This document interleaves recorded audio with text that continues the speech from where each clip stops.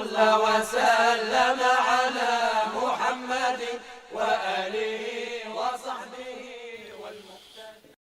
Bismillah ar-Rahman ar-Rahim. Alhamdulillahi Rabbil Alamin. Donc on va passer à la démonstration des ablutions. Donc la première des choses à prendre en considération, c'est les mérites des ablutions. Le prophète alayhi salatu wassalam, il dit dans un hadith rapporté par Muslim, Man tawadda'a fa ahsana al-wudu' kharajat khatayahu min jasadihi hatta takhruja min tahti adfarihi. Celui qui accomplit ses ablutions et qui se perfectionne dans l'accomplissement ou perfectionne ses ablutions, eh bien ses péchés sortiront de son corps au point où ils sortiront de sous ses ongles. Mais le prophète, il a mis une condition, il dit Man tawadda'a fa ahsana al-wudu', celui qui fait ses ablutions et qui accomplit, dans le sens qui accomplit parfaitement, de la meilleure des manières possibles bien sûr, ses ablutions. Le hadith est rapporté par Muslim. Donc il faut avoir cette prise de conscience qu'il est important non seulement de faire le wudu, les ablutions, mais de les faire de la meilleure manière possible. Donc la chose qu'on a là, je vais mettre en application de façon très brève, ici ce qu'on a vu dans les cours détaillés précédents, les cours de jurisprudence, et là c'est les ablutions basées particulièrement bien sûr sur le madhab maliki. Donc ici on commence par citer les actes obligatoires dans les ablutions, et on avait dit fara'idul wudu'i sab'atun. D'accord, il y a 7 actes obligatoires pour que tes ablutions soient correctes. Donc si tu te limites à ces actes obligatoires qu'on va citer, à ce moment-là tes ablutions sont correctes. Ensuite, on a vu les sunan il y a quelques instants, et ce qui relève de al-adab, on va le voir, les bienséances à respecter dans les ablutions, et ce qui relève de al-fada'il, ce qui est méritoire dans les ablutions. Mais ce qui est obligatoire, c'est les 7 choses qu'on a citées. An-niyyatu, l'intention. C'est d'avoir l'intention, d'accord, de sortir de cet état d'impureté pour entrer dans un état de pureté, pour accomplir par exemple un acte obligatoire qui fait partie des actes obligatoires, as-salah, ou pour adorer Allah Azza wa Jal, ila akhir. Ça, on l'a détaillé. Donc l'intention, et ça c'est une chose qui est obligatoire. On ne doit pas mettre l'intention simplement de se rafraîchir, contrairement à une minorité comme Ind al-Ahnaf qui l'autorise. Mais à la kulli hal, ici, chez la majorité, particulièrement chez les malikites bien sûr, il est important d'avoir l'intention, de mettre l'intention des ablutions. Donc, an-niyyatu. Ensuite, wa ghaslul wajh. D'accord, c'est le fait de laver son visage. Ça, c'est une chose qui va être obligatoire. Khalas, on va laver le visage. Là, on ne parle pas de la bouche et du nez. Non, ça fait partie des sunan. Wa ghaslul wajh. Et ensuite, wa ghaslu al-yadayni ila al-ka'bayn. On va laver les mains jusqu'au ka'bayn. Ça va être les obligatoires. Khalas. Ila al-mirfaqayn, afwan. Ila al-mirfaqayn. Ici, ça, c'est les choses qui sont obligatoires. Ensuite, wa mas'u jami'i ar-ra's. Essuyer l'ensemble de la tête. Je l'ai essuyé une fois, un aller, c'est bon. Khalas. Et ensuite, wa ghaslu ar-rijlayni ila al-ka'bayn. Je lave mes pieds jusqu'au ka'bayn. Khalas. Il me reste quoi? Ad-dalk. On va en parler. Et ici, le fait de frictionner, frotter un peu délicatement le membre. Et ensuite, al-fawr, enchaîner les membres, de sorte qu'on ne laisse pas un espace tellement ici grand que le membre qu'on a lavé précédemment, eh bien, ait eu le temps de sécher. Donc ça, c'est les obligations. Tout le reste, ça fait partie des sunan, des choses recommandées ou fortement recommandées. D'accord? Et les sunan, c'est quoi, on avait dit? De laver la bouche, de laver le nez, al-istinshaq, al-istinthar, le retour quand on a essuyé les pieds, laver les mains quand on commence les ablutions, d'accord? Et ici quoi encore? Les oreilles, essuyer les oreilles, l'intérieur et l'extérieur, ça c'est des choses qui ne sont pas obligatoires, mais qui sont recommandées ou fortement recommandées. Et on va commencer avec des ablutions, Inch'Allah ta'ala, complètes, qui rassemblent les bienséances, qui rassemblent les actes obligatoires et qui rassemblent les actes surérogatoires et les actes méritoires. Ok? Donc là on va commencer par ici, la basmala, bismillah. Bismillah, c'est une chose qui relève des actes méritoires. Parce qu'on avait dit que tout acte, ici qu'on commence, qu'on entreprend, surtout au nom de la religion, qui fait partie de la religion, on dit bismillah. Le ba'ul isti'ana, on cherche assistance auprès d'Allah Azza wa Jal dans ce qu'on va entreprendre en disant bismillah, afin qu'Allah nous facilite et qu'Allah mette al-baraka, la bénédiction dans ce qu'on va entreprendre. Donc on dit bismillah, on commence les ablutions. On lave les mains 3 reprises, à 3 reprises. Cela fait partie, bien sûr, ne fait pas partie des actes obligatoires quand on commence les ablutions. Si tu commences par laver tes mains, eh bien cela ne fait pas partie des actes obligatoires. Mais si tu le fais, c'est afin de te débarrasser des éventuelles saletés, particulièrement si tu te réveil après avoir dormi. Car le prophète alayhi salam dit « Idha stayqadha ahadukum min nawmih » si quelqu'un se lève après avoir dormi, qu'il ne trempe pas sa main dans le récipient avant de les avoir lavés 3 fois, car il ne sait pas sa main où a passé la nuit. Donc toi, tu ne dois pas utiliser l'eau que tu vas utiliser pour faire tes ablutions afin de te laver les mains 3 fois au début. Non, tu dois prendre de l'eau à part. Si tu as mis de l'eau dans un récipient, tu verses un peu l'eau, comme ça tu le sors du récipient et tu te laves les mains 1 fois, 2 fois et 3 fois. Ok? Si tu as un pichet ou autre, eh bien ici, à ce moment-là, c'est bon parce que l'eau, elle sort. Tu ne trempes pas ta main dedans, il n'y a pas de mal. Donc ça doit être en dehors du récipient. S'il y a un robinet, il n'y a pas de mal. Ok? Maintenant, qu'est-ce qui relève des bienséances dans les ablutions?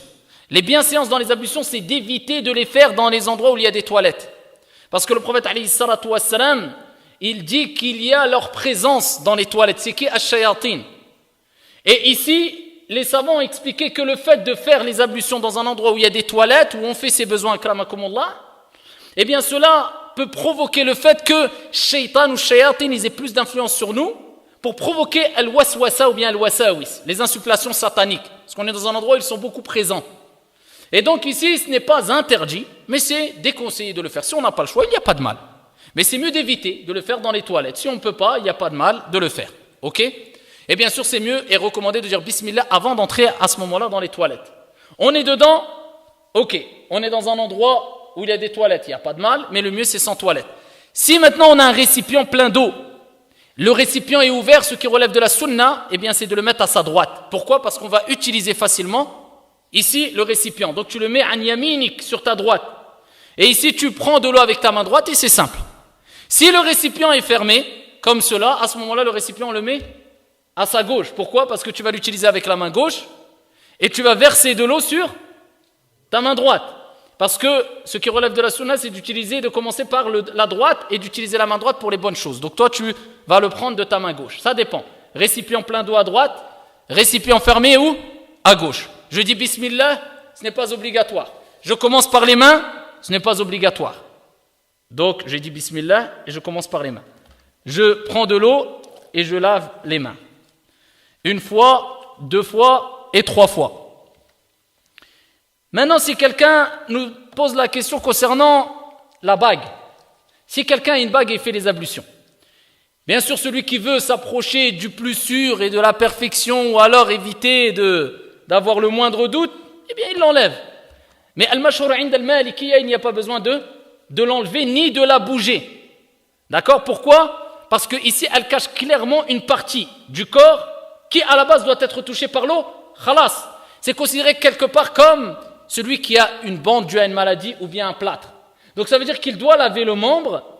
S'il y a une ouverture, eh bien l'eau pénétrera. S'il n'y a pas d'ouverture, khalas, le membre ou cette partie-là, eh bien est cachée par la bague. Donc ici, la bague fait qu'on n'a pas besoin de l'enlever. Celui qui veut l'enlever, il l'enlève. Mais Indal Maliki n'a pas besoin de l'enlever, on lave directement les mains. Donc à chaque fois, quand on parle de main, on parle d'accord, du bout des doigts jusqu'au poignet. Ok? J'ai lavé 3 fois mes mains. Il me reste quoi? Eh bien le visage. D'accord? Il me reste où? Je commence plutôt par le visage. Le visage, c'est obligatoire. Donc le visage, je vais vous montrer comment on le fait dans l'application, on l'a vu dans la théorie. Mais maintenant, si je veux appliquer les choses qui sont surérogatoires, qui font partie des sunan, dans le visage, je commence par quoi? La bouche. Al-madmada. Al-madmada, c'est une chose qui est surérogatoire. Donc je vais pénétrer de l'eau dans ma bouche et je vais gargariser. Donc je vais pénétrer de l'eau dans la bouche et je vais gargariser afin que l'eau touche toutes les parties de l'intérieur de la bouche et se répande bien partout à l'intérieur de la bouche. Et ce qui relève de la sunna, c'est ce qu'a dit le prophète alayhi salatu wassalam, ce qui relève des bienséances ou des actes méritoires. Al-fada'il. Lawla an ashqa ala ummati la amartuhum bis-siwak ma'a kulli wudu. Ici, le prophète il a recommandé fortement d'utiliser le siwak à chaque ablution. Qu'est-ce qui est visé à travers le siwak? C'est de se débarrasser de al-qadar, des saletés, etc. C'est pour ça qu'ils utilisaient à la base le siwak. Eh bien ici, on va utiliser le siwak avant ou après le wudu? Avant les ablutions. Donc avant de faire al-madmada, on frotte bien avec le siwak. Et quand les saletés dues au frottement, à l'utilisation du siwak, eh bien se sont un peu répandues dans la bouche, le but c'est de s'en débarrasser. Eh bien là, voilà pourquoi on commence par al-madmada. Et pourquoi on fait al-madmada après le siwak? Parce que quand on va faire pénétrer de l'eau, on va gargariser, on va recracher. Donc il va de soi, et c'est la logique d'utiliser le siwak avant. Si je n'ai pas de siwak, on a dit on utilise le doigt, d'accord? Et on utilise le doigt et on fait pénétrer ici l'eau dans la bouche. Donc je vais faire pénétrer de l'eau dans la bouche et je vais commencer al-madmada de la main droite.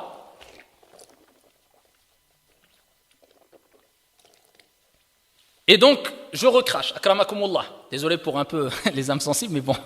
Ici, je recrache ici ce qu'il y a dans la bouche. Et je le réitère à 3 reprises. Ah, 3 reprises, c'est une chose qui n'est pas obligatoire. Une fois suffit, chaque membre. Si je le fais à 3 reprises, 2 reprises c'est bien, 3 reprises c'est encore mieux. Parce qu'à 3 reprises, on s'assure que ici, tout le membre qui doit être lavé a été lavé. Donc, je réitère une deuxième fois.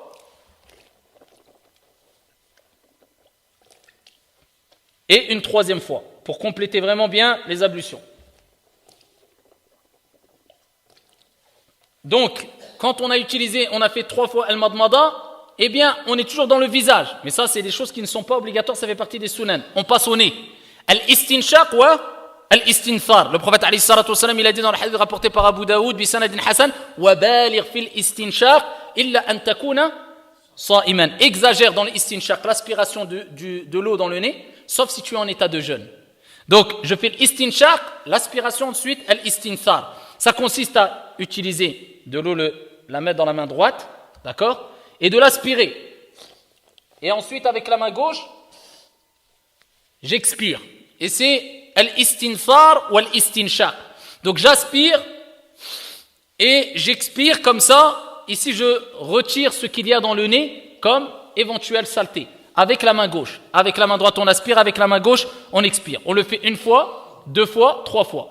Ce qui relève ici des choses qui ne sont pas obligatoires mais préférables, eh bien, c'est d'utiliser la même poignée. Ainsi. Donc, soit on remplit bien ici la poignée d'eau, on met une partie, et ensuite, le reste, on l'aspire. Avec la même poignée d'eau.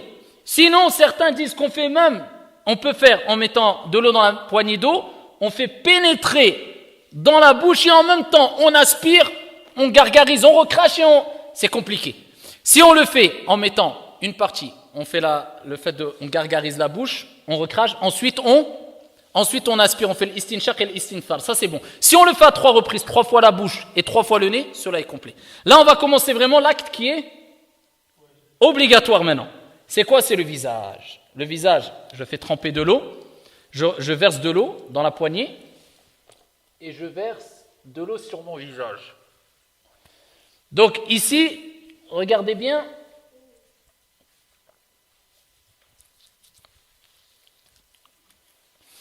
le visage, quand on verse de l'eau, on a dit al-ghasl, c'est pas le masl. Al-ghasl, c'est quoi? Al-ghasl, c'est le fait de faire couler de l'eau et de frotter. C'est pour ça le prophète alayhi salatu wassalam, quand on lui a apporté, dans le hadith rapporté par Muslim et d'autres, quand on lui a apporté, on avait l'habitude de lui apporter des enfants en bas âge pour leur faire le tahnik, c'est-à-dire utiliser la date pour frotter leur palais et pour invoquer en leur faveur. Un jour, il y a un enfant qui a uriné sur lui. Et qu'est-ce qu'il a fait le prophète alayhi salatu wassalam? Il a demandé d'apporter de l'eau et il a aspergé. Falam yaghsilhu, et il n'a pas lavé le vêtement. Les savants et les malikites, ils ont utilisé ce texte pour dire, entre autres, que le lavage, c'est quoi? C'est asperger de l'eau et frotter. Mais quand on fait couler de l'eau, c'est pas laver. C'est pour ça dans le hadith, il a aspergé de l'eau, il a versé de l'eau, mais il n'a pas falam yaghsilhu, il n'a pas utilisé le terme al-ghasl. Parce que quand Allah nous ordonne de faire les ablutions, il dit ya ayyuhalladhina amanu idha qumtum ila as-salati faghsilu wujuhakum wa aydiyakum al-aya. Et donc il a ordonné de laver. Laver, c'est quoi? Faire couler l'eau et frotter. Et c'est pour ça que parmi les actes obligatoires, Ind al-Malika, c'est dalk. C'est quoi dalk? On doit, chaque membre qui est lavé, on doit le frictionner, frotter. Non seulement faire couler l'eau, mais frotter aussi. Ça veut dire que là, quand je vais faire couler l'eau, je dois faire ramener l'eau en haut de la tête pour qu'elle coule bien. Si je mets de l'eau ici au niveau de mon nez, est-ce que ça a coulé sur le front? Donc je dois prendre de l'eau, non seulement le faire couler et le frotter, mais donc ici je fais en haut de la tête. Et là, je m'assure que l'eau a coulé. 1 fois, 2 fois, 3 fois, je sais que l'eau a coulé partout. Et à ce moment-là, je frotte en même temps. Donc, je frotte, c'est-à-dire je frictionne toute la tête. Donc, toutes les parties de la tête. D'accord? Et les endroits où il y a des poils, si la peau est visible, je dois obligatoirement ici frictionner. Si la peau n'est pas visible, par exemple quelqu'un qui a une barbe qui est pleine et on ne voit pas la peau, la couleur de la peau, il passe simplement sur le dessus des poils de la barbe. D'accord? Parce que al-wajh renvoie vers le terme al-muwajaha, c'est ce qui fait face, ce que tu vois visible. Si la peau n'est pas visible, la couleur de la peau, khalas, tu fais ce qu'il y a ici de visible. On est d'accord? Mais si quelqu'un a une petite barbe et on voit la couleur de la peau, là il doit faire at-takhlil. Et le prophète, comme il rapportait dans Abu Daoud, kana yukhallilu lihiyatah. Il faisait le takhlil, cela est recommandé mais obligatoire pour celui à qui on voit la peau. Pareil pour les cils, pareil pour al-anfaqa, c'est les petits poils sous la lèvre inférieure, et pareil pour la barbe. Donc il faut s'assurer de frotter bien là si on voit la couleur de la peau, et la barbe de faire bien le takhlil si on voit la couleur de la peau, sinon ça suffit de passer par-dessus le visage, c'est du haut du front jusqu'à la pointe du menton et d'une oreille et notre oreille. D'accord? Et on frotte comme ça, ainsi. Donc je m'assure de frictionner vraiment toutes les parties du visage. Rapidement, hein, ça ne met pas beaucoup de temps. Hein. Khalas. D'accord? Donc je le fais une fois, 2 fois et à 3 reprises. Je fais une dernière fois.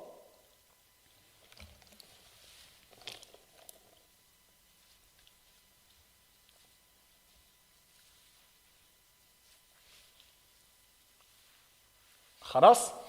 Ensuite, il me reste quoi à faire? J'ai lavé le visage, les mains. On lave les mains jusqu'au coude. Ce qui relève de la sunna, c'est quoi? C'est on commence par le bout des membres. Et Allah il a dit waghsilu aydiyakum. Donc lavez vos mains jusqu'au coude. Donc je commence par ma main. Je ne vais pas commencer par le coude, je commence par ma main. Je verse sur la poignée droite et je fais couler. D'accord? Et après, ça dépend du moyen que vous allez utiliser. Parce que si vous êtes dans un robinet, c'est plus simple.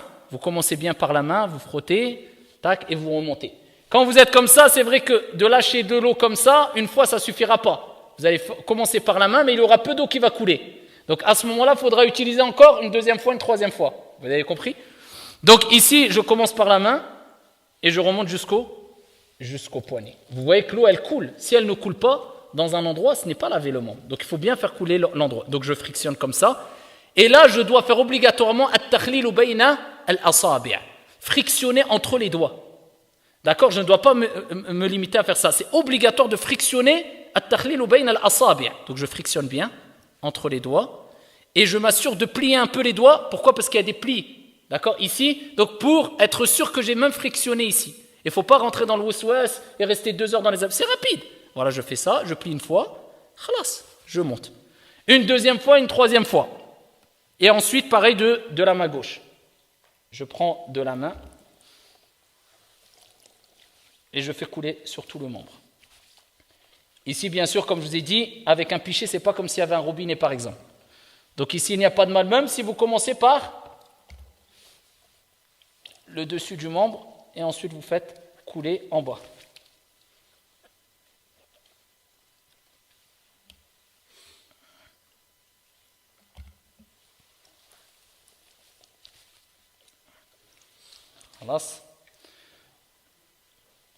Ensuite, je fais quoi? L'essuie de la tête. L'essuie de la tête, j'ai mouillé mes mains. C'est quoi? Wamsahu bi ru'usikum. C'est un essuie. L'essuie, c'est quoi? C'est qu'on commence ici, au haut du front, et on met ses mains sur les cheveux et on va jusque derrière. D'accord? Ça, c'est ce qui est obligatoire. Et si quelqu'un veut revenir encore jusque devant, cela relève de la sunna. Et si quelqu'un a des cheveux longs, il doit ramasser ses cheveux et quand il fait l'aller derrière, donc ici il va derrière, il prend ses cheveux et il essuie jusqu'au bout des cheveux chez les Malikites. Et il ne s'arrête pas à la hauteur de la nuque. Il descend comme ça. S'il revient, c'est mieux, c'est une chose préférable. S'il fait simplement un aller jusque derrière, cela suffit.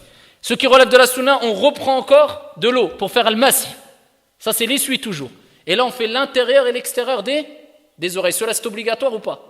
C'était pas obligatoire. Donc on fait l'intérieur, on s'assure d'avoir fait l'intérieur et l'extérieur des oreilles. Quand tu l'as fait en reprenant de l'eau, tu as fait une chose qui est préférable. Ensuite il nous reste quoi? Il nous reste les pieds. Et les pieds, bien sûr, عند المالكية, on parlera de l'mas على الخفين. C'est une sunna. على الجوربين, sur les chaussettes.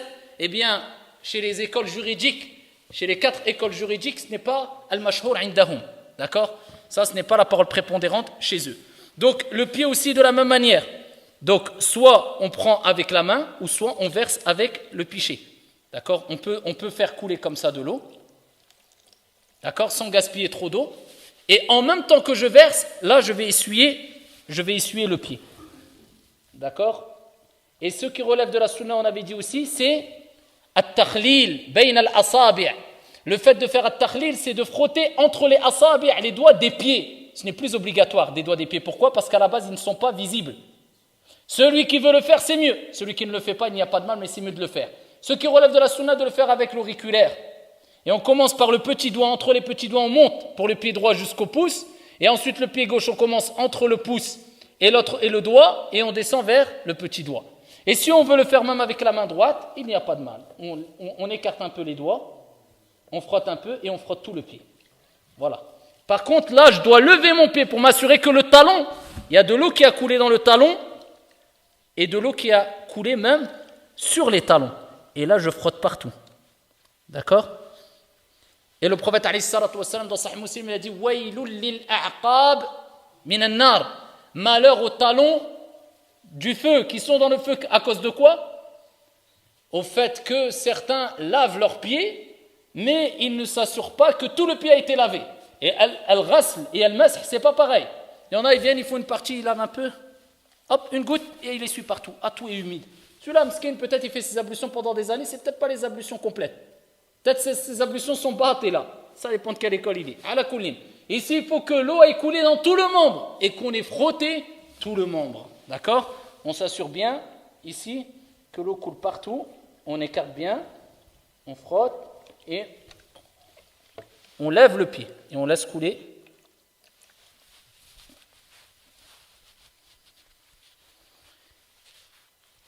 Et bien sûr, il y a des moyens plus simples qui nous permettent, comme maintenant le robinet, on est plus à l'aise, on peut être assis, on peut être à une certaine hauteur et on peut perfectionner mieux ses ablutions.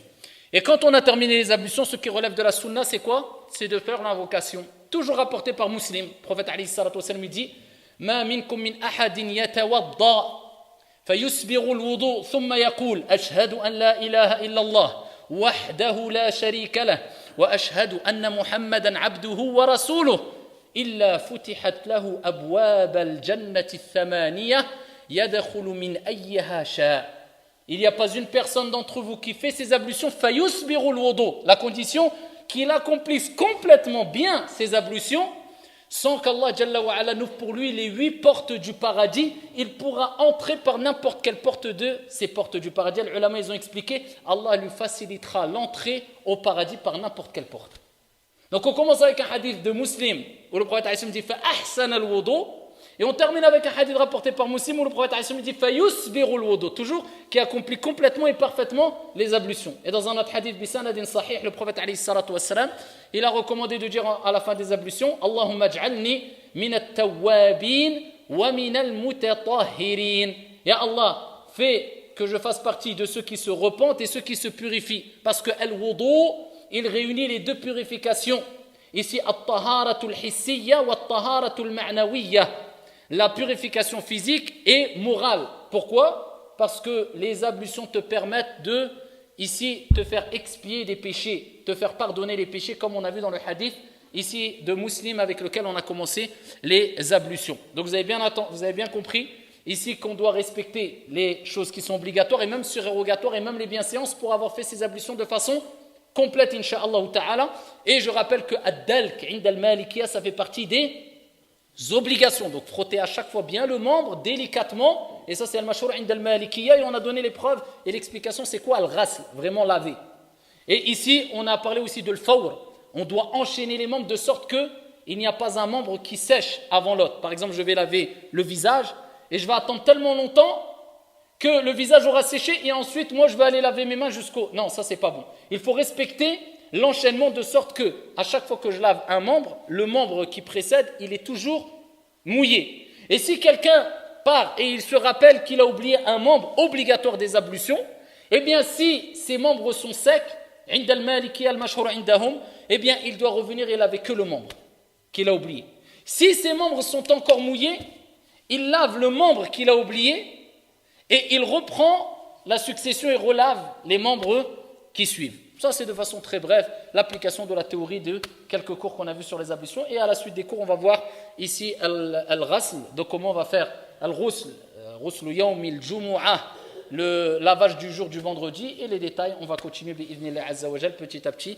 Wa billahi tawfiq, wa barakallahu fina wa fikum, walhamdulillahi rabbil alamin.